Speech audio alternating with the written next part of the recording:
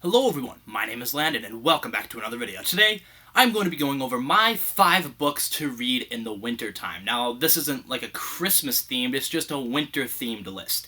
These are books that I would recommend reading in the winter time when it's cold out, you have Coco next to you, and you want to read a cold book to match the theme of what's going on. So, fall's past us, we're past Thanksgiving in October and Halloween, and we're on to the winter stuff. So, let's get right into this with a visual novel.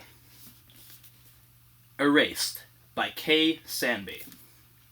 This is a visual novel. Here, I'll show you what it looks like just so you have... It looks like that. It's visual. It's a manga, if you will. Manga is basically, rough translation, Japanese comics. And this book, or this series, it's a series of 4 books, is about a man who has the power to go back in time a few minutes before an accident happens. And he can't go back to where he lived, or like to his regular time, until he fixes that accident. He is like around 28 years old, I believe, and one day when his mom is staying at his apartment because he got in an accident, and his mom is making sure that he's okay, one day while he's out at work, he comes back to his apartment and his mom has been killed. And somebody walks in on him next to his dead mom, like mourning over her. Somebody thinks that he did it, and he runs for his life. And as he's running, he doesn't get teleported or transported back 5 minutes before it happened. He gets transported back, I want to say, 16 years, 17 years, something like that. He goes back to when I believe he was 11 years old, back to grade school, to stop his mom's murder from happening all those years back in the past, going on through life. Because what had started the chain of events that had caused the murder happened back when he was in grade school. So he has to live with the mind of a grown-up and an 11-year-old trying to figure out what happened and how he's supposed to fix what's wrong. And all of when he's back in time, when he's 11 years old, it all takes place in the winter. Everything takes place in the winter time. And that's why I put this on this list, because this entire series, it's a mystery thriller. It's not a horror, it's a mystery thriller, and everything feels cold. Like, even the first cover feels cold. Look at, that's one of the main characters out in the snow and shivering, and then there's the main character. That's the guy that I was talking about who went back in time as an 11-year-old. They're all back there. It's cold. It's a heartwarming tale in the end. It's very heartwarming in the end, and it got adapted into my favorite TV show of all time. So yeah. Erased by Kay Sandby. There's four of these sized hardcovers. It's pretty expensive, but it's worth the admission. I want to put that down there. Alright. At the number 4 spot, we have Let Me In by John Ajvide Lindqvist. I have no idea. I butchered that, I know I did, but I don't know how to say that name. John. This is your average vampire story. It's about a young boy who's also in grade school. A young boy who becomes friends with the girl next door who's also his age, and then he comes to figure out that she is a vampire, and she has been causing a lot of the murders that have been going on around town. And what happens is they form this bond together, and they start protecting each other. Like, he protects her from some stuff, and she definitely protects him from some stuff.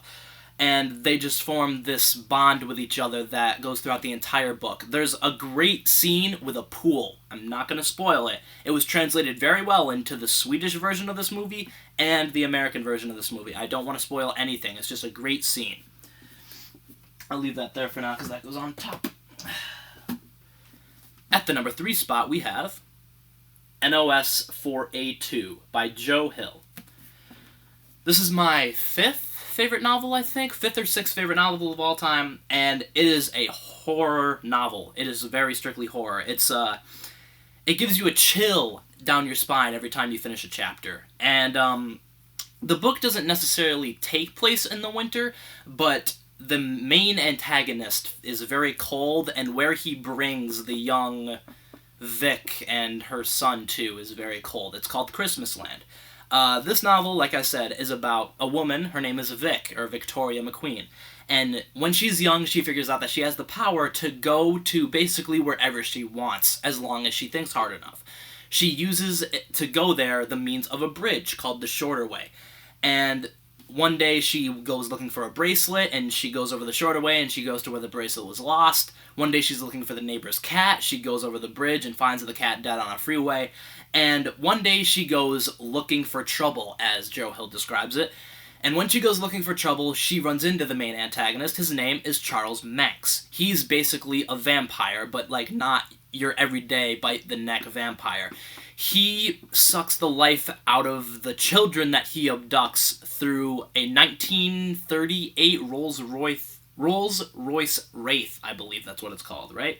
Tell me I got that right. 1938, yeah, I got that right. 1938 Rolls-Royce Wraith. That's a tongue twister. And, he sucks the life out of them by, first of all, having them in the car, and then taking them to a place which he conjured up from his own imagination with his own powers called Christmas Land. And the road to Christmas Land is all joyful. It's all colorful. It's hot chocolate. It's candy canes. It's the merry... There's something like a certain road that you go down, and it's, like, nice and bright, and there's always lights, and it's never a dull moment in Christmas Land, even though it's very dark. And one day, Vic finds him, and she escapes from him, even though nobody has ever escaped him before. And after she escapes him, she forgets about him because she's long gone away from him. And many years later, when she's a grown woman and has a kid, he gets resurrected and goes back looking for Victoria. And there's another huge cat and mouse chase that takes place throughout the entire book, and it's amazing. And I urge you guys to read NOS 482, if definitely for the winter time. It's a very cold book. Okay. Now we're getting down to the good stuff. I'll put this on top now. Now we're getting to the real good stuff. At the number 2 spot, we have The Terror by Dan Simmons. This is my favorite novel, hands down, of all time. So far has been nothing to beat it. And as you can see by the cover, it takes place in the Arctic where 2 boats have been stranded. And the crew among the 2 boats is huge, and while they're out there caught in the ice trying to figure out how to thaw their way out of the ice and move forward on, they encounter this beast of some sorts, this monster that starts picking them off one by one. And they're trying to figure out what this thing is, how to get away from it, and how to get through the ice. And it's a huge book. It's a pretty big book, but it is definitely worth the read. It's literally cold the entire time. It's negative degrees the entire time throughout the entire book. It's winter. It's dead of winter in Antarctica, so that's what you could expect. So yeah, The Terror. And last, but certainly not least, we have Dreamcatcher by Stephen King. I've talked about Dreamcatcher so many times on this channel, and I will continue to talk about it until the day my channel dies. Dreamcatcher is tied for my favorite Stephen King novel of all time with this little guy right here. And I also got a new hat, as you guys can see, with Dreamcatcher on it. So yeah, Dreamcatcher is about 4 lifelong friends who, when they were younger, saved a young boy from vicious bullies. And then they realized that this young boy isn't just a young autistic boy. He has some sort of powers that he gives to all of them because they became such good friends with him. One of the boys, named Pete, he began to find stuff with this little ticking movement that he does with his finger, and he can see a line that leads to it. And Henry and Beaver and Jonesy, and Pete, they all have this psychic connection with each other. They can all hear what each other's thinking. They can all sense when something's wrong with one another. And it's a great read. The entire book, besides the beginning, like the beginning 40 pages, takes place in the winter time.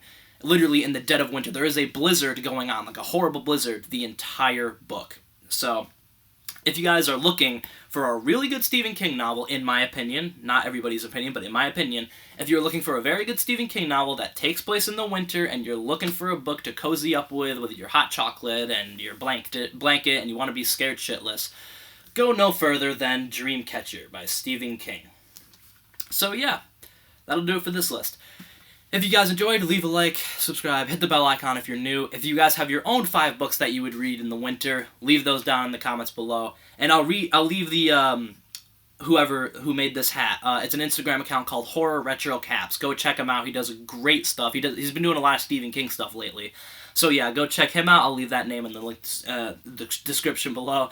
And I'll talk to you guys in the next one.